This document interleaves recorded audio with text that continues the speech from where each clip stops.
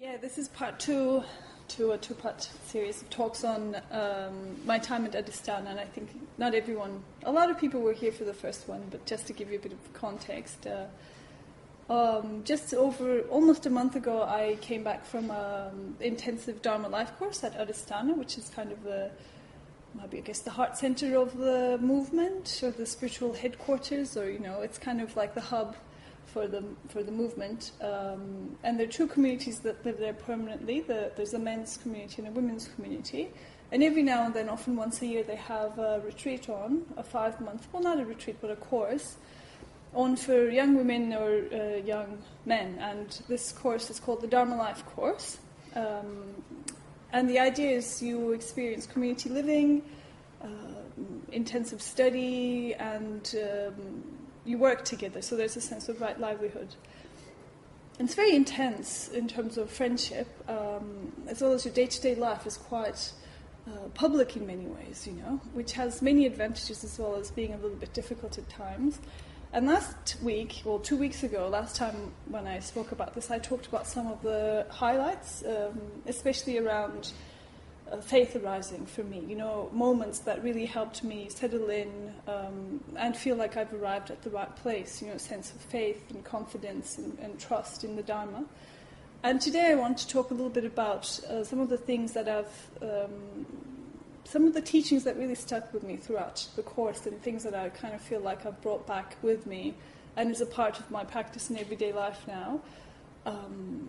And I will do that by going through 3 different moments or 3 different conversations I had with people. And I'll highlight 3 kind of teachings that are really alive for me. And to be able to do this, I need to give you a bit of context around why these teachings are important for me, and that needs me to talk a little bit about the struggles of the spiritual life. Oops, your bag's not. That's right. And hopefully we'll have a lot of time for questions, because we didn't have a lot of time last week. So do take note of any questions. And basically the 3 things that I'm going to talk about is, first I'm going to... That's right. Oops, that's it. No. But first I'm going to talk about the importance of clarifying your heart wish. So this was something that became really important for me. And then I want to talk about the importance of wise attention versus unwise attention. And lastly, I want to talk about how the Bodhisattva never tires of samsara. So I'm going to talk about these 3 things in the context of 3 conversations I've had. And the reason why these things are so important for me is because in my spiritual life, if one might even say, separate spiritual life from life, in my life I have tendencies that are not so helpful, and one of them is I project into the future quite often. So I don't know if anybody else has this, but I worry about the future. Is that something that we share? Maybe. And this means that I might try to prepare for the future, sense of, if this happens, then I'll do this, and if this happens, then I'll do that. And that tendency, of course, it comes into play in my spiritual life, the way I approach practice as well. And this isn't so much of a problem if one can be able to think about the future and plan, and that's it, and then you can just let it go. But often what would happen is, I'd think about it, but of course, because you don't know what the future is going to be like, you can never actually be satisfied with whatever answer that comes to you. It's called papancha in Buddhism, isn't it? This associative thinking. And mixed with that a little bit of pessimism, that then means kind of a sense of catastrophizing about the future. So, I'd have times where I'd go on retreat, especially at the beginning, and I'd have these, amazing meditation experiences, and I'd have these really deep conversations with people, and, I'd be like, this is it, fantastic. And then the retreat would end, as everything does, and then I would be so confused, because I'd be like, what happened to all of that? And, how do I make sense of my everyday life? And what do I do with my job and my housemates? And there was kind of a big gap between my ideals and the heights of my spiritual life and my everyday life.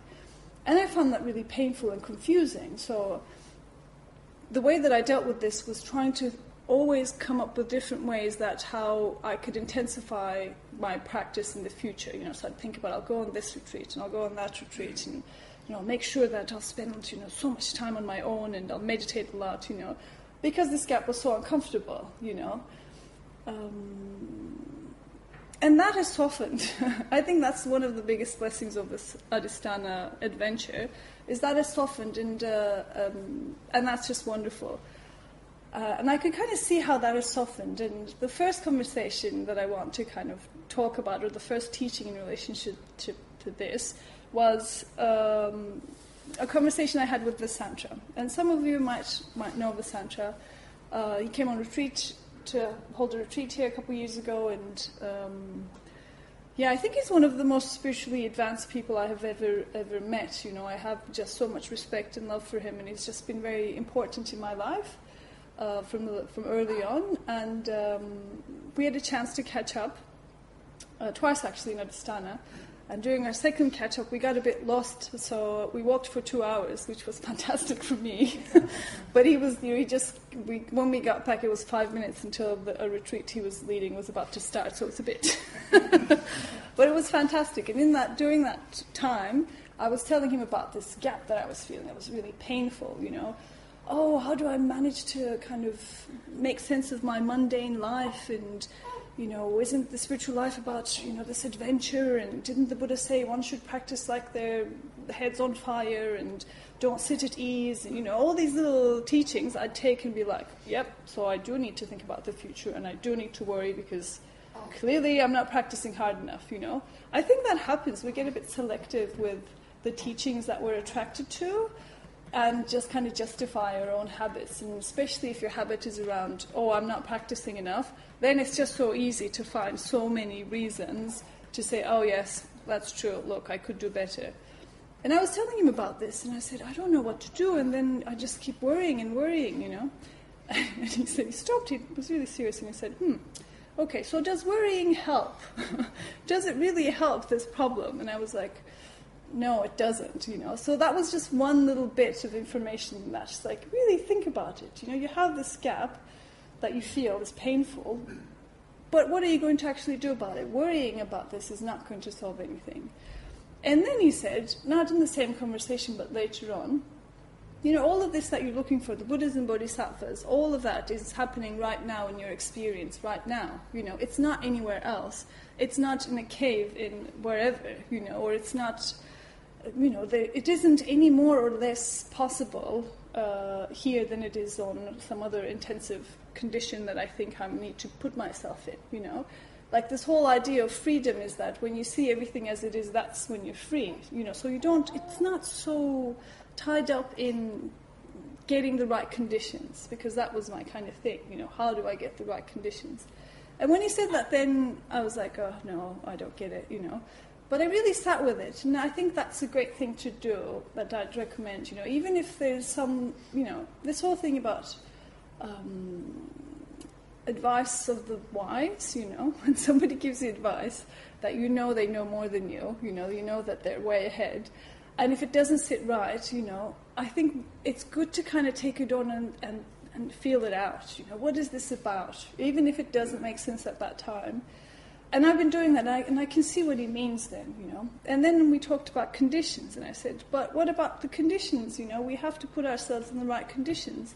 And he said, yes, but we want to practice so that we're not dependent on conditions, right? So our practice should be at a level where we can practice in any condition, right? So we can't always be thinking about what conditions can I put into place. That's a part of it, but that's not all of it, right? And then he talked about clarifying your heart wish, and that to being the most important thing. And that really stuck with me. So that's definitely something that I think about very often, So instead of worrying about too much about what conditions can I put in place, actually thinking about what do I really want? What is my longing? What is the whole purpose of the spiritual life? Or life, you can drop the spiritual. That's something that I think we have to come back to over and over again, And once I think you really honor that and you live that as a part of your life, then that changes what we think as external, right? When you change that and you think, this is what's important to me. For me, it's freedom, to be free and to help other people be free. That's my heart wish. And just focusing on that, coming back to that, instead of thinking, oh, what conditions, which is important, okay. But there's something more important there, right? And we have to keep that in mind. So that's a great little teaching that one can reflect on, time and time again. Like today we were talking about intention in the meditation. That's it. What's your intention? Why are you sitting down to meditate? So everything we do in our mundane life can be an expression of our heart wish, which means that can help us that can help me bridge these hearts of my experience and my everyday and make it not so disjointed, not so kind of separate, which has been so helpful, In a way, everything becomes sacred, and it's not, there isn't a separation there. The second conversation I want to talk about happened during Sadhanandi's teaching week. So we had Sadhanandi, who's the chair of Adhisthana, a very experienced practitioner, really impressive woman. She came for a week to talk about the nature of existence, I think. Very, just randomly talking about, the nature of existence. And and I think it was nature of existence or nature of mind. But anyway, in that we talked about wise and unwise attention. And I was telling her about how I get into these mental states sometimes, and I just, if there's a bit of worry, I go into it and I think, oh, good, this is dukkha, this is unpleasant. What did the Buddha say? In life there is unpleasant things, there's dukkha. Therefore, I must really focus on this and go into it and just really dwell in this dukkha and uncomfortable unease and worry, right? It sounds really logical. Like when you think about it, well, that's what the Buddha said, And I was talking to her about it and I said, but it's not leading to freedom. This isn't the way. So, what is it? What am I doing wrong here? And she said, oh, it was great, very blunt. She said, you clearly value being really thorough. And I said, yes, but your practice of thoroughness is half-baked, she said. You just... It was like, I can't forget, it was so good. You just, you're paying unwise attention to just one little part of your whole experience, right? And that's something I'm really carrying forward with me. We do that. Like, we just take a tiny bit of our experience, which is unpleasant, and then we say, this is how life is like, this is how I am, this is how everybody else is, I've always been like this, I will always be like this. Complete disregard of change or impermanence, complete disregard of the fact that that in itself is inherently empty, right? So it's not just dukkha that I need to focus on. I have to have a wiser, a bigger perspective with wise attention, right? So that's definitely been something that I've been taking on. And, when there is unpleasant emotion, it's not to say then you disregard it and then, oh, but what about all the great things? Life is great, isn't it? It's not this naively optimistic outlook, but it's having that experience within a wider range of your whole experience at the moment. So you might have something unpleasant, but you probably have a little bit of pleasant in it as well, and you can recollect your intention again, and you can then see that experience is so much more varied and detailed than just, oh, I'm anxious, I can't, it's just going to be so awful and I've always been like this. That's just not helpful. It's not helpful. So that's the second kind of big takeaway for me, to really practice that, in everyday life. And the third takeaway comes from my interaction with Bhante Sangharakshita, and I think everybody here probably knows about Bhante Sangharakshita, so that's great. He's the founder of the movement, and he lives in Adhisthana.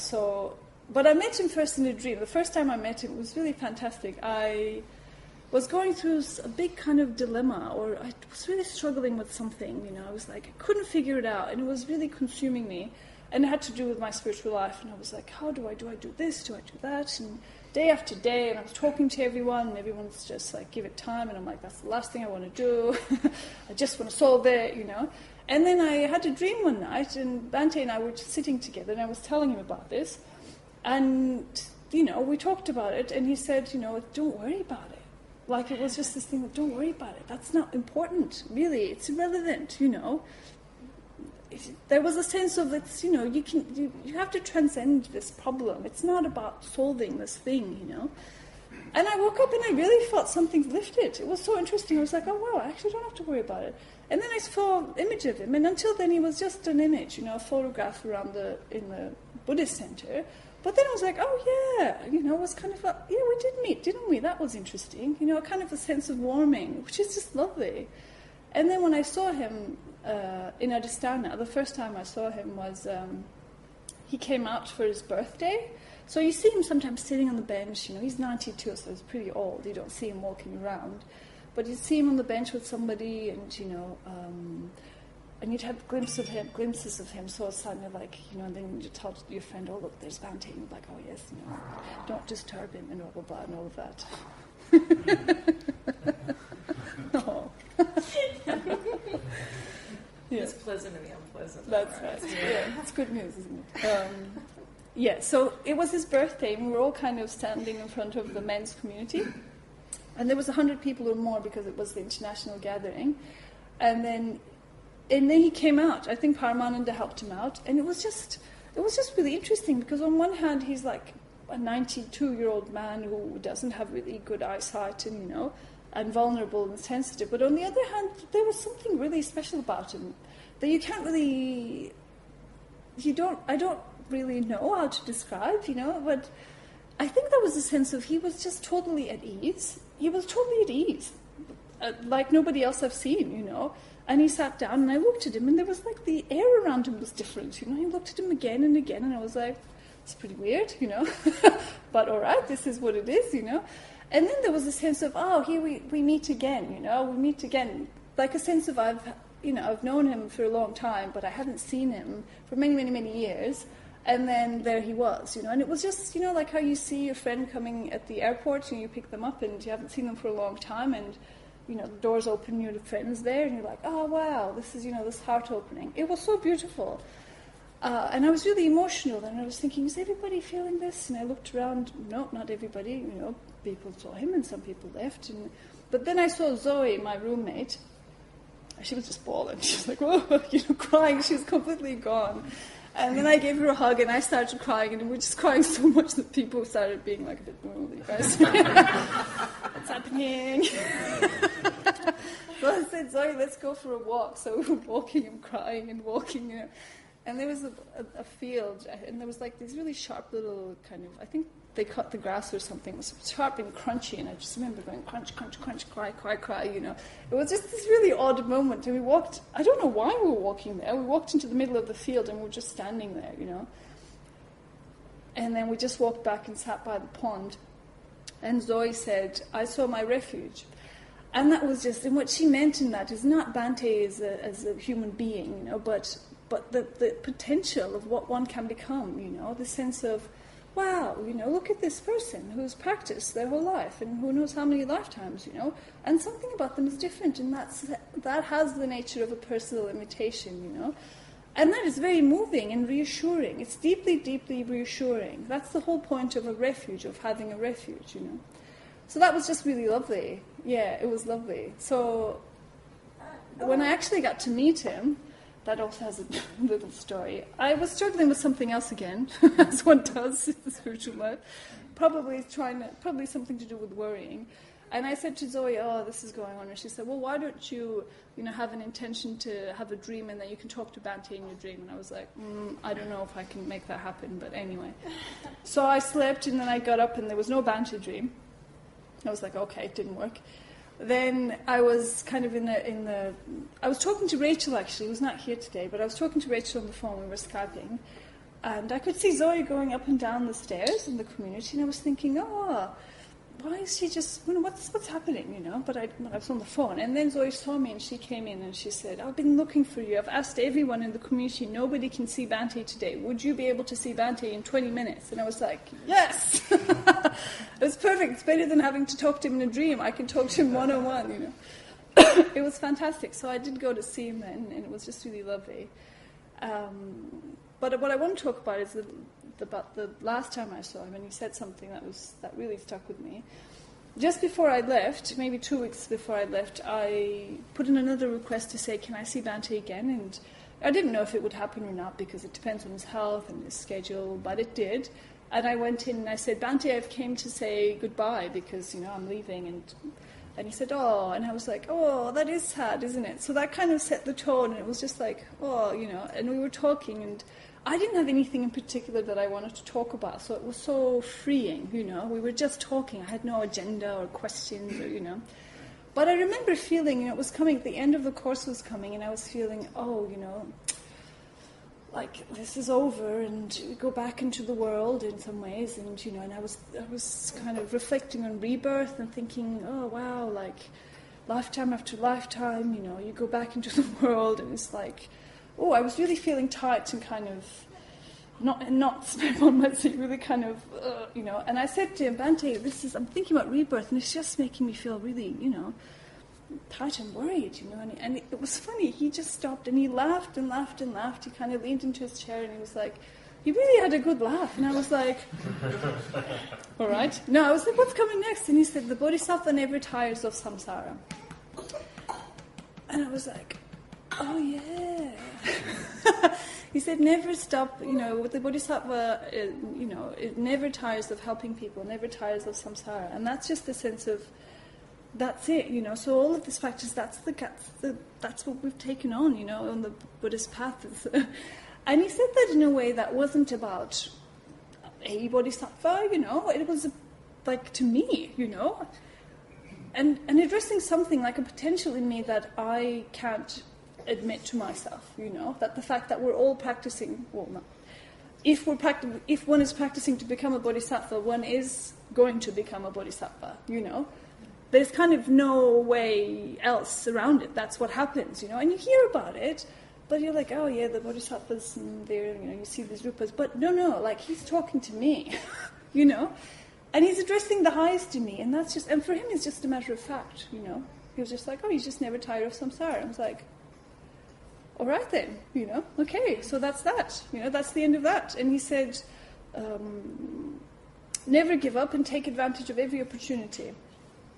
And then I cried a little bit. I cried a lot in Adhisthana, but all these kind of joyous moments, And I said, oh, Bhante, that's really beautiful. That the aspiration is really beautiful. And he said, yes, And then we had a bit of silence, and then we just moved on, And that's just how Bhante is, These things are just a matter of fact for him, And that's just something I really think about often. Like when I find myself in a situation where I'm worrying, or oh, this, that, I just think to myself, I say to myself, the Bodhisattva never tires of samsara, and this is a really long-term commitment that we've made, it's lifetime after lifetime after lifetime, and eventually it's all play at the end of the day. It's not just someone saving beings, it's someone being in the world and playing, and this being a choice that is being made, and that's just really lovely, I think.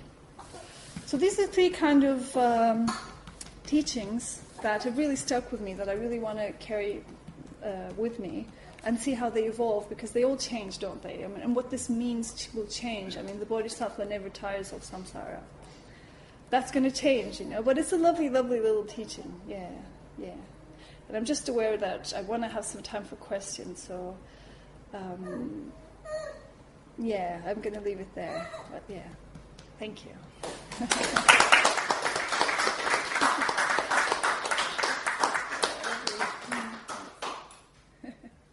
Very good. We have a good 15 minutes, I think, so we can just explore things. If you have any questions or comments or anything, yeah.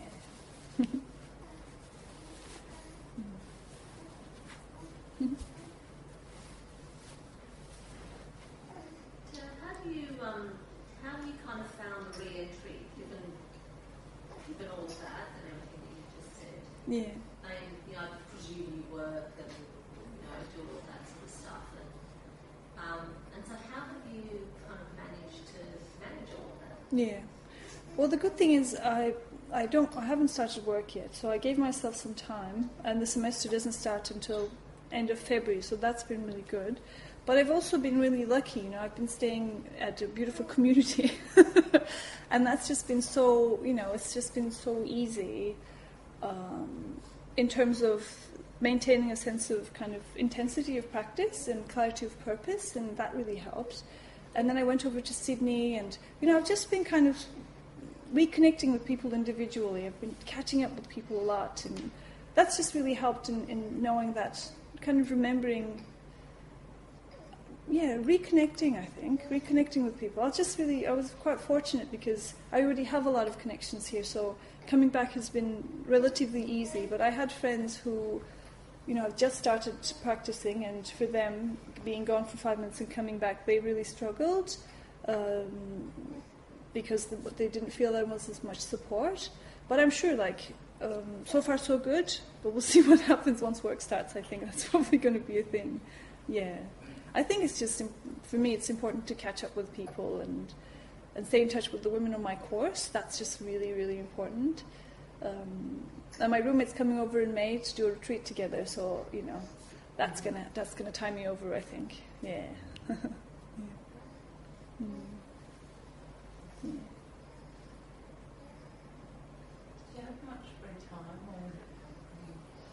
We had a joke when we said, I'll do that in my free time, because we had no free time.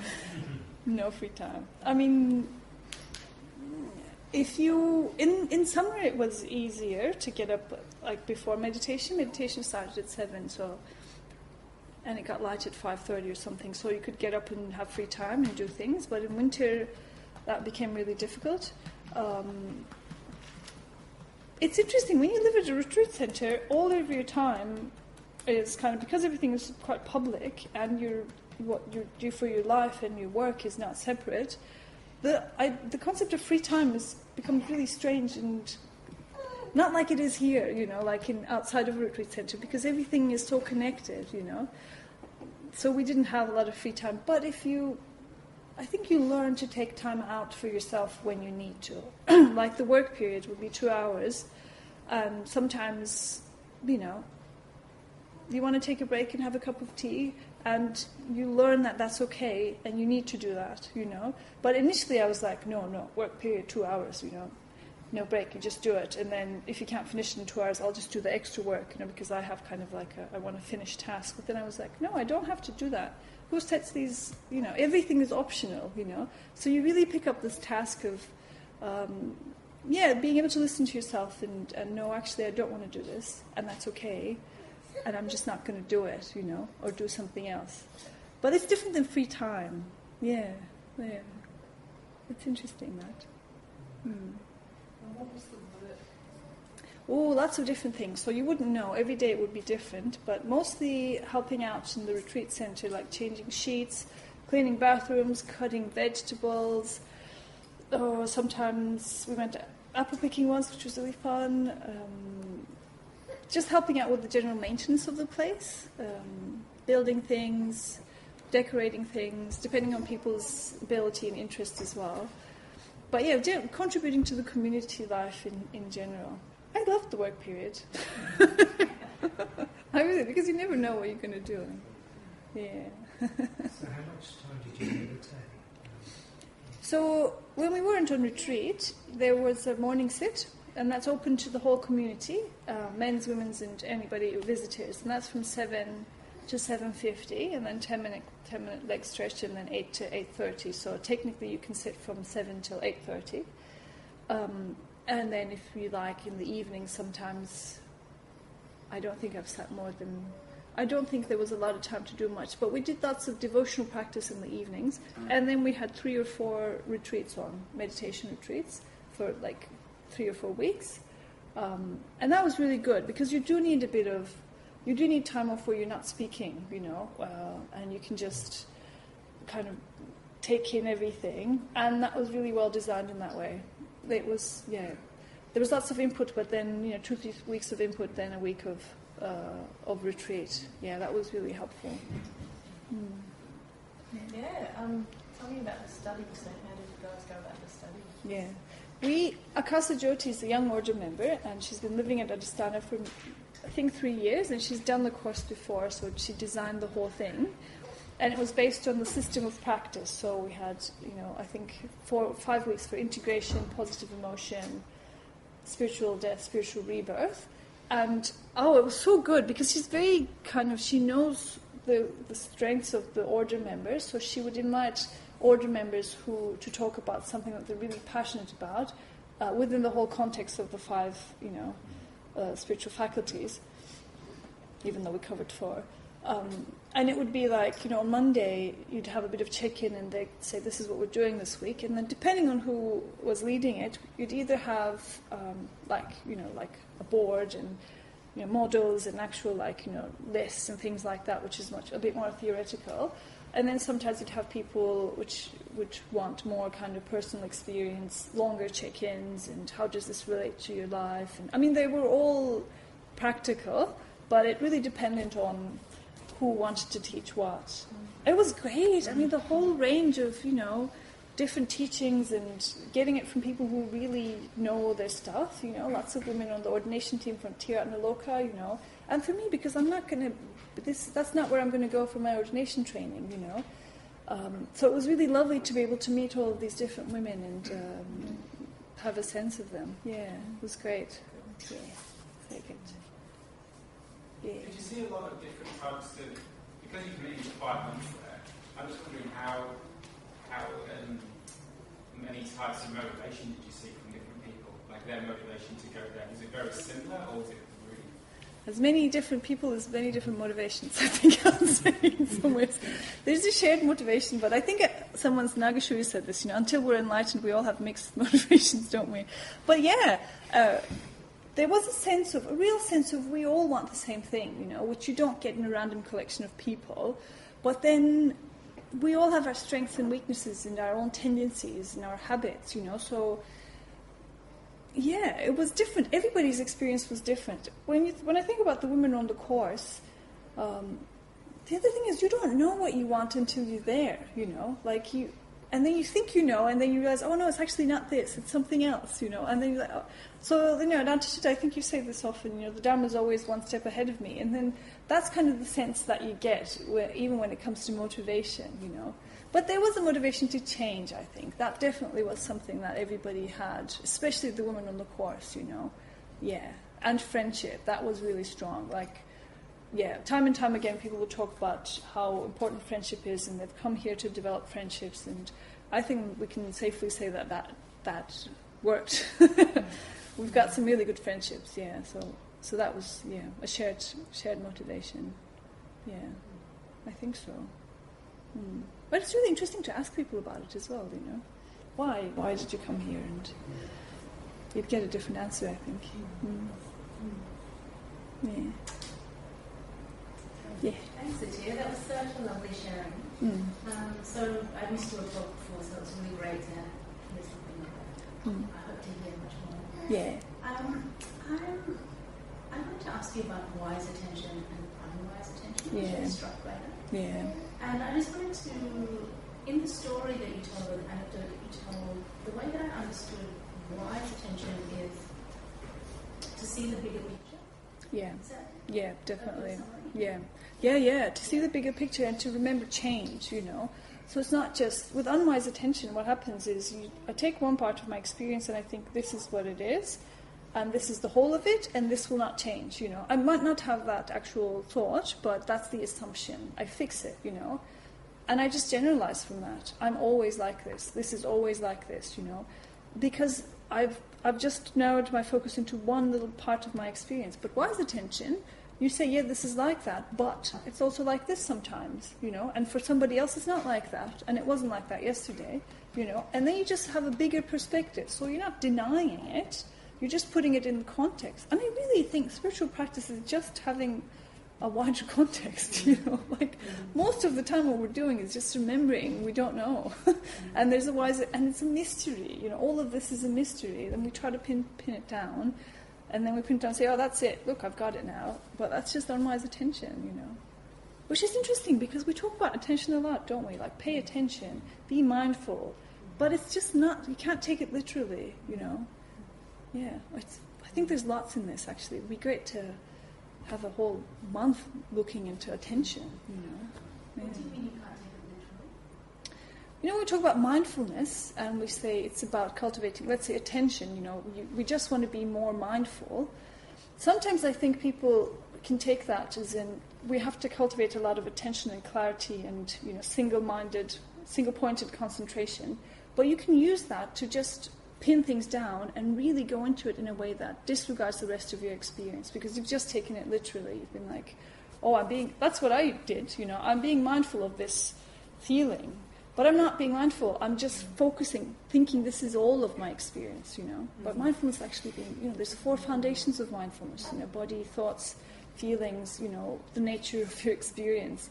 That's mindfulness. It's not just, what you think is happening. Yeah. Mm-hmm.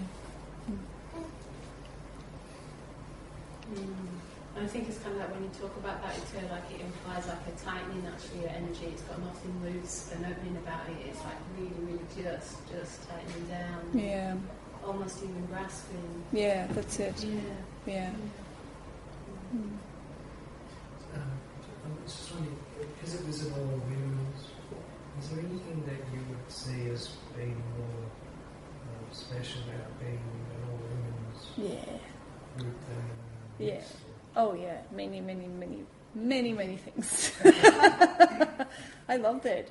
I mean, the great thing about the retreat center is we're all women, the 8 of us in the course, but there were men around, so it wasn't like there was, I didn't see any men for 5 months, which would also be fine. I mean, I don't think that's the end of the world, but there's a sense of when you're with women, there's an ease, there's an ease. Because of conditioning, really. Just because of our conditioning, societal conditioning, I don't think there's something inherently strange about men and women that we can't be at ease all the time, but there is conditioning that plays a part in this, and then there's attraction and all these, it complicates life in a way if you are having an intensive period of practice, I think.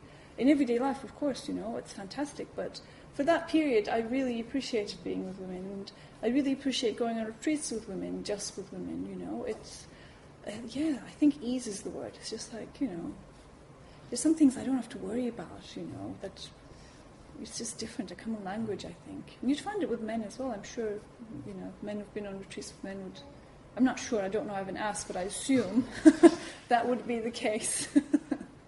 Is there an equivalent men's group? Yeah, there is. It's about to start, I think, end of March, the Young Men's Dharma City. It's quite different than the women's because it's organised by somebody else. I think it's more study focused. But there is one, yeah. And Chris has been on something similar to that, maybe 2010, when it was first happening, I think. Yeah. Yeah, that's much more ad hoc. Much more ad hoc. Okay. Yeah.